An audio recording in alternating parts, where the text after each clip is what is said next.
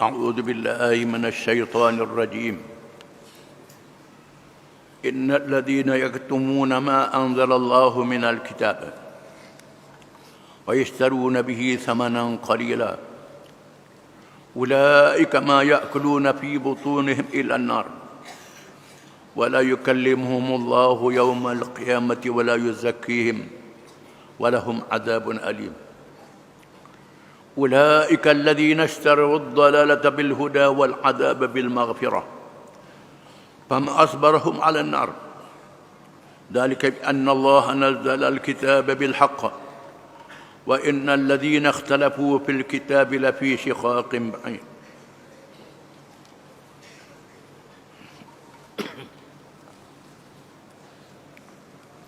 Maksudnya,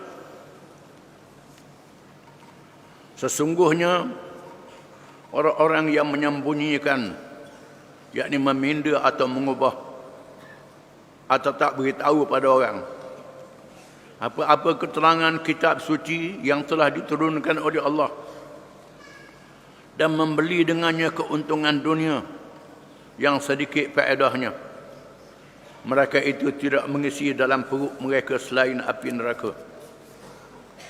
Dan Allah tidak akan berkata-kata kepada mereka pada hari kiamat. Dan ia tidak akan membersihkan mereka dari dosa. Dan mereka pula akan beroleh azab seksa yang tidak terperi sakitnya. Mereka itulah orang-orang yang membeli kesesatan dengan meninggalkan petunjuk agama Allah. Dan membeli seksa neraka dengan meninggalkan keampunan Tuhan.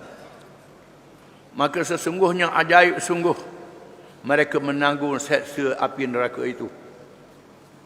Segala balasan yang buruk itu adalah dengan sebab Allah telah menurunkan kitab dengan mengandungi kebenaran, tetapi mereka berselisih padanya. Dan sesungguhnya orang-orang yang berselisih mengenai kebenaran kitab itu, sebenarnya mereka adalah dalam keadaan berpecah belah yang jauh dari mendapat petunjuk hidayah Allah. Ayat ini mendedahkan keburukan dan kejahatan golongan ahli kitab yang disebut dalam Al-Quranul Karim golongan al-maghdubi alaihim, yang dimerkai ke atas mereka. Mereka ialah ulama-ulama ahli kitab yang membaca kitab Taurah dan Injil dan kitab-kitab Nabi zaman dahulu, khususnya dalam perkara kedatangan Nabi Muhammad sallallahu alaihi wasallam, di mana berita kedatangan Nabi akhir zaman diberitahu oleh nabi-nabi zaman dahulu kepada pengikut-pengikut mereka. Bahkan nabi-nabi itu membuat bai'ah, membuat janji ikrar daripada pengikut-pengikut mereka. Sekiranya kamu sempat bertemu dengan Nabi akhir zaman itu, kamu mestilah ikut Nabi itu. Kamu menolong Nabi itu. Kamu berjihad dan berjuang bersama dengan Nabi itu. Ini janji Allah dalam dunia ini sebelum berlakunya kiamat. Tetapi sebahagian besar ulama-ulama ahli kitab ini menyembunyikan kebenaran yang disebut oleh kitab mereka, menipu pengikut-pengikut mereka, meminda kitab Allah semata-mata kerana mereka mahu kesenangan dunia, mendapat bayaran daripada orang-orang yang kaya kalangan mereka, orang berharta kalangan mereka. Memang mereka yang kaya, yang ada harta ni menganggap Islam adalah mengancam kedudukan dan kekayaan mereka. Islam mengharamkan riba, Islam mengharamkan menipu, mengharamkan rasuah, mengharamkan menggunakan harta untuk maksiat.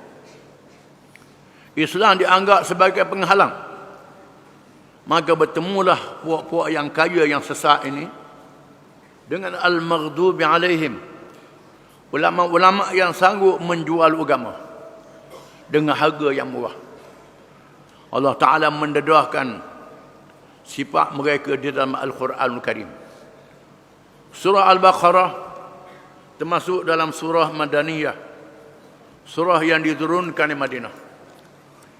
Dan Allah mendedahkan kepada golongan ahli kitab yang berkumpul di Madinah. Mereka berkumpul di Madinah di antara sebabnya kerana menunggu kedatangan Nabi akhir zaman, yang mereka tahu akan melakukan hijrah. Dan Madinah itu ada tanda tempat hijrahnya Nabi akhir zaman. Apabila mereka tahu Nabi akhir zaman itu dilahirkan daripada keturunan Ismail bin Ibrahim alaihissalam, bukan berketurunan Yaqub bin Ishaq bin Ibrahim alaihissalam, bukan daripada Bani Israel, di mana ta'asuk perkauman yang ada dalam diri mereka menyebabkan mereka tak mau beriman dengan Nabi SAW daripada bangsa Arab. Melantik Rasul bukan urusan manusia. Melantik Rasul adalah urusan Allah Subhanahu Wa Taala. Allah Taala memilih siapa yang dikehendaki menjadi Rasul. Dipilihnya Nabi akhir zaman itu di bumi Mekah yang terpencil, yang jauh daripada tamadun kebendaan, yang jauh daripada ulama-ulama ahli kitab yang menyeleweng. Diwahyukan kepadanya wahyu yang benar. Setelah Nabi berhijrah ke Madinah, diwahyukan ayat-ayat Madaniyah supaya membaca di hadapan ahli kitab. Ahli kitab ni mendengar apa yang ada dalam Quran, dasarnya sama apa dalam Taurat dan Injil. Beriman pada Allah dan hari akhirat. Di antaranya ada hukum-hukum yang sama, hukum qisas dan hukum hudud dalam perkara jenayah yang disebut dalam kitab Taurat. Masih ada dalam kitab Taurat itu. Dari mana Nabi Muhammad belajar ini semua? Kalau tidak daripada Allah Subhanahu Wa Taala. Menceritakan kisah Nabi-Nabi zaman dahulu, termasuk kisah Bani Israel melalui Yusuf bin Yaqub bin Ishaq bin Ibrahim alaihi wassalatu wassalam. Nabi, anak Nabi, cucu Nabi. Daripada Yaqub lahirnya Bani Israel.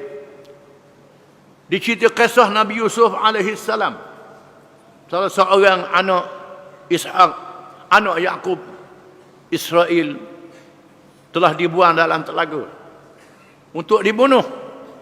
Allah sebut kisah ni semua. Dan duduk di Mesir, melahirkan zuriat yang ramai, selepas itu dikenali dengan Bani Israel. Dilantik nabi-nabi ke kalangan mereka. Di antara Nabi Musa dan Nabi Harun alaihi wassalam yang membawa kitab Taurat. Disebut dalamnya zahir Nabi akhir zaman. Tanda-tanda ada pada nabi-nabi itu. Bahkan di sana ada ulama-ulama Bani Israel sendiri yang bertemu dengan Nabi SAW, menunjukkan keikhlasannya, iaitu Abdullah bin Salam radhiyallahu anhu. Ulama Yahudi Abdullah bin Salam masuk Islam, dan Nabi menjanjikan janji Allah padanya masuk syurga. Janji yang benar, bukti Muhammad adalah benar. Ulama mereka yang mereka puja sendiri Abdullah bin Salam masuk Islam. Tetapi mereka yang dimurkai oleh Allah ini tak dapat hidayah, tak dapat petunjuk. Di sinilah memerlukan hidayah Allah. Kita disuruh tiap-tiap rakaat semayang ihdinas siratal mustaqim. Tunjukkanlah kami jalan yang betul. Termasuk Nabi, termasuk orang alim, orang jahil, semua baca ihdinas siratal mustaqim. Tunjukkan kami jalan yang betul. Kerana hidayah ini pemberian daripada Allah Subhanahu Wa Taala. Hidayatul din, hidayah berjalan yang benar, Islam memerlukan petunjuk daripada Allah Subhanahu Wa Taala. Tidak cukup dengan ilmu saja. Kalau ada ilmu tak dapat hidayah, tak jadi apa. Iblis laknatullah yang boleh bercakap dengan Allah Taala di alam malakut, yang melihat syurga dan neraka dengan mata dia sendiri. Iblis yang ada sifat sombong dalam dirinya, sifat aba wastakbar, enggan dan sombong. Nabi kata semua orang boleh masuk syurga illa man aba. Malah mereka yang enggan masuk syurga tak boleh masuk syurga. Di antara yang aba enggan itu iblis, kerana sifat sombong yang ada dalam dirinya, merasakan dia cerdik sangat, dia pandai sangat pada orang lain. Sifat sombong, iblis tak layak mendapat hidayah daripada Allah Subhanahu Wa Taala. Termasuklah pengikut-pengikut iblis di kalangan ulama-ulama ahli kitab. Bukan ayat ini memberi amaran kepada ulama-ulama Islam, ulama umat Muhammad sallallahu alaihi wasallam, supaya jangan jadi macam ulama ahli kitab yang mengejar dunia, lupakan hari akhirat. Lalu mereka menyembunyikan apa yang telah diturunkan oleh Allah. Apa itu yang sebut dalam Quran, disembunyikan juga. Macam ulama-ulama ahli kitab menyembunyikan apa yang disebut dalam Taurat, menceritakan tentang kelahiran Nabi Muhammad sallallahu alaihi wasallam. Wa yastaruna bihi thamanan qalila. Dan mereka membeli dengan harga yang murah, menukar petunjuk dengan kesesatan. Duduk kerja ke duit, kerja berhadiah yang diberi oleh orang-orang kaya yang sesat di kalangan mereka. Kerana nak duit, nak senang dunia, sanggup menyembunyikan yang sebenar. Ulaika ma ya'kuluna fi butunihim illa nar. Mereka itu tidaklah memakankan ke dalam perut mereka melainkan api neraka. Duit yang dapat itu, beli makanan, beli pakaian, beli kemudahan, boleh buat rumah, itu semua jadi api neraka, jadi umpan api neraka. Allah memberi amaran, bolehlah harta tu, bolehlah duit tu, bolehlah kekayaan itu, bolehlah pangkat itu, tetapi semua yang kamu boleh tu, kamu memakan api neraka. Masukkan api neraka ke dalam perut kamu, kerana harta yang haram itu dibakar dalam api neraka. Khususnya mereka yang rasuah dalam perkara agama. Rasuah dalam perkara agama, yang halal diharamkan, yang haram dihalalkan, yang boleh tak dibolehkan, yang tak dibolehkan dibolehkan. Buat apa saja kerana mengejar dunia. Wala yukallimuhumullahu yaumal qiyamah. Dan Allah tidak bercakap dengan mereka pada hari kiamat. Dengan kalam menunjukkan keredaan Allah. Kalam menunjukkan rahmat dan keampunan Allah. Dengan sebab beriman, mengerjakan amal yang saleh, kalau ada dosa pun diampun oleh Allah Ta'ala. Kalau ada dosa dimaafkan oleh Allah Ta'ala. Ini sifat orang yang beriman. Orang yang bercakap mengatakan, dah apa dia kafir asal dia baik. Islam pun dia jahat, baik pilih hak kafir baik, boleh pilih hak Islam jahat. Kena faham, sejak jahat orang Islam, Allah terima istighfar dia, akhirnya masuk syurga.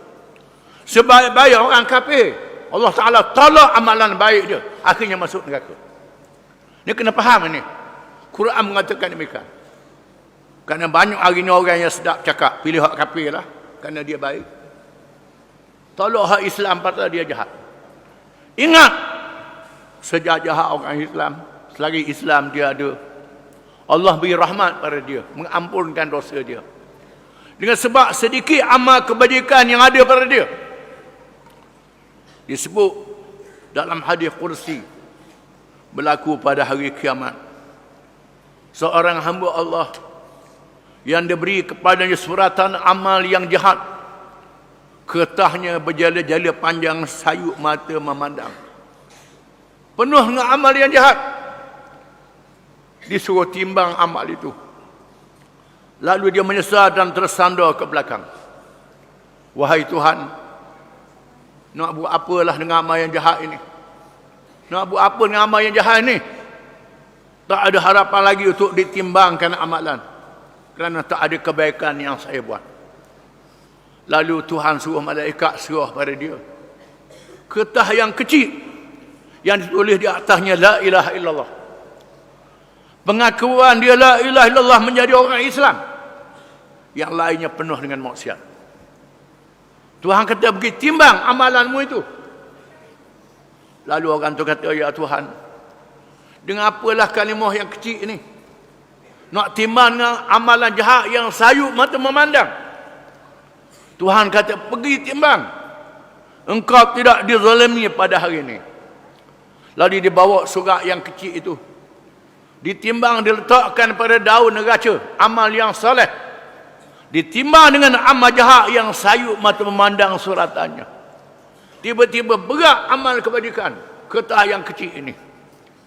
Allah tidak mensia-siakan kalau orang itu tidak membatalkan Islamnya, ataupun dia buat kerana dia jahil terhadap Islam, tetapi sayang pada Islam. Sifat sayang pada Islam ini boleh menyelamatkan dia. Kena ingat, sejak jahat orang kalau dia Islam, akhirnya ke syurga dia. Sebaik-baik orang kalau dia kufur, akhirnya ke neraka juga. Ingat baik. Jangan mudah-mudah bercakap.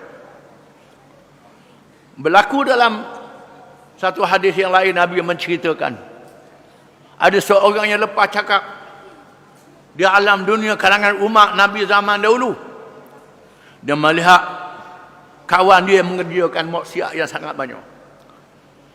Dia mengerjakan amal yang saleh, tapi riak, ujub, kagum dia sendiri dengan amal yang saleh itu. Lalu dia kata ke kawan dia, mu ni ahli neraka. Mu ni ahli neraka. Aku tengok buat amal yang saleh banyak ni, aku jadi ahli syurga. Mu jadi ahli neraka.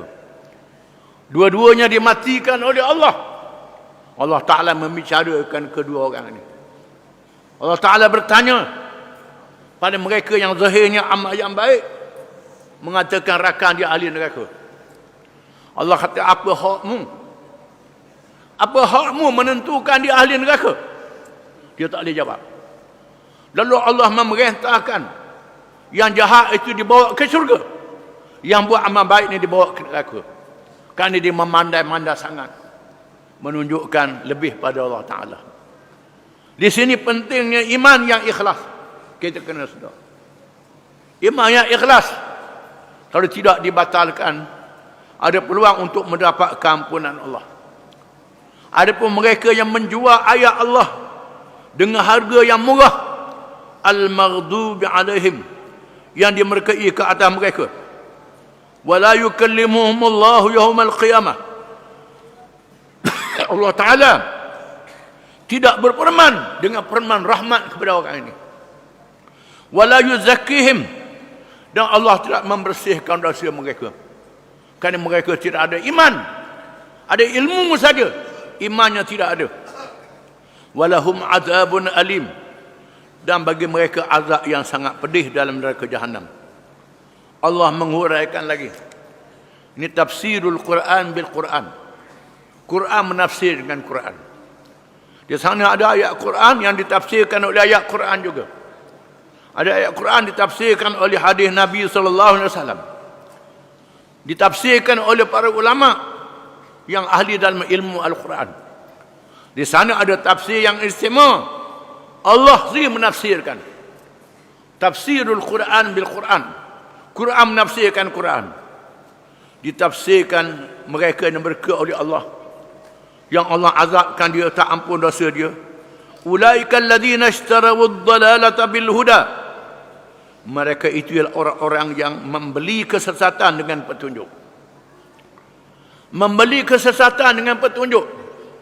Dijualkan hidayah, diambilnya kesesatan. Tukar petunjuk dengan kesesatan. Pada Allah Ta'ala telah beri petunjuk pada mereka. Mereka tolak petunjuk, mereka mengambil kesesatan. Petunjuk itu ialah an-nur. Yukhrijuhum minan nur ila zulmat. Minaz zulumati ila nur. Orang yang dapat hidayah itu Allah Ta'ala keluarkan daripada az-zulumat kepada an-nur. Az-zulumat perkataan jamak. Az-zulmu zulumat. Jamak. Az-zulumat, beberapa kegelapan. An-nur, satu cahaya saja. Kegelapan tu banyak. Yang sesat itu banyak. Yang dinamakan agama-agama yang lain pada Islam. Dinamakan ideologi, teori-teori, itu az-zulumat. Kegelapan yang banyak. Ila nur, kepada satu cahaya saja, iaitulah cahaya Islam. Ada orang tu minan nur ila zulumat, daripada satu cahaya pergi pada az-zulumat, kegelapan yang banyak. Mereka ni sanggup membeli kesesatan, menjual petunjuk Allah, menerima kesesatan. Wal azab bil maghfirah, membeli azab, menjual keampunan. Allah Ta'ala menjanjikan maghfirah. Dibuka pintu keampunan itu selagi belum nyawa belum sampai ke halqam. Dibuka pintu taubat. Daripada mula dia lahir, dia balik, sehingga matahari naik dari arah barat. Bila berlakunya tanda kiamat yang besar, matahari naik dari arah barat. Ataupun nyawa sampai di halqam, ditutupkan pintu taubat. Di mana pintu taubat dibuka dengan seluas-luasnya, tetapi mereka ini memilih azab, menjual taubat yang dibuka oleh Allah Subhanahu Wa Taala. Tak ambil peluang untuk bertaubat. Ada yang diberi kesihatan, dia beri umur yang panjang, dia tidak bertaubat. Ada orang yang mengambil kesempatan pintu taubat yang dibuka ini. Disebut dalam hadis riwayat Ibnu Mas'ud, sesungguhnya seseorang kamu beramal dengan amalan ahli syurga, sehingga jarak antara dengan syurga itu sehasta saja. Tiba-tiba jarak sehasta itu dia beramal dengan amal ahli neraka, dia masuk neraka. Ada orang yang beramal dengan amal ahli neraka, sehingga sehasta lagi nak sampai ke neraka. Belum mati dia bertaubat, dia jadi ahli syurga. Jangan main-main. Kena kesedar, di sana Allah Ta'ala memberi peluang kepada mereka yang beriman. Tetapi terdapat kalangan manusia yang menerima azab, menolak keampunan Allah. Fama asbarahum ala nar. Fama asbarahum ala nar. Maka alangkah tahannya mereka menghadapi api neraka ini. Oh, tahan dia menghadapi api neraka, Tuhan kata. Sabar mereka menghadapi ahli neraka, menghadapi neraka. Dalam hadis kita baca tadi, api neraka ni 70 kali ganda. Api dunia tak tahan dah. Cuba cucuh jari dia dalam api dunia ni, tak tahan. Api neraka tu 70 kali ganda. Tetapi orang ni, dia sanggup tahan dengan api neraka. Nak tunjuk kuat dia sangat, nak tunjuk gagah dia, tak apa dengan api neraka. Buat main-main dengan api neraka. Bahkan ada kalangan mereka ni yang pernah bercakap, bawa api neraka nak goreng kepuk dia tu. Sedap dia bercakap. Mempermain-mainkan agama, mempermainkan amaran Allah. Alangkah sabar mereka menghadapi api neraka ini. Dzalika bi anna Allah nazzala al-kitaba bil haqq. Sebabnya Allah Ta'ala telah menurunkan kitab Al-Quran ini dengan benar. Kitab yang benar, membenarkan apa yang ada dalam Taurah dan Injil. Taurah dan Injil membenarkan apa yang ada dalam Quran. Taurah dan Injil memberitahu akan zahir Nabi akhir zaman. Sudah beritahu benarnya Nabi akhir zaman. Beritahu tentang Quran yang menasahkan beberapa hukum yang ada dalam Taurah dan Injil. Tapi mereka sanggup menolak kebenaran Allah. Wa innal ladzina ikhtalafu fil kitab la fi shiqaqin ba'id. Sesungguhnya mereka yang bertelengkah dengan apa yang ada dalam kitab Allah itu berada dalam perpecahan yang sejauh-jauhnya. Berpecah daripada kebenaran, meninggalkan kebenaran, sehingga lari jauh daripada kebenaran. Dibandingkan mereka ni berpecah, tetapi dia baca balik kata kita pula berpecah. Yang nak pada Islam ni yang pecahnya, itu katanya. Allah mengatakan mereka yang lari pada Islam itulah yang berpecah. Berpecahnya sangat jauh dari jalan Allah, jalan yang benar, menyebabkan mereka layak menerima azab neraka. Na'udzubillah min dzalik, wallahu a'lam.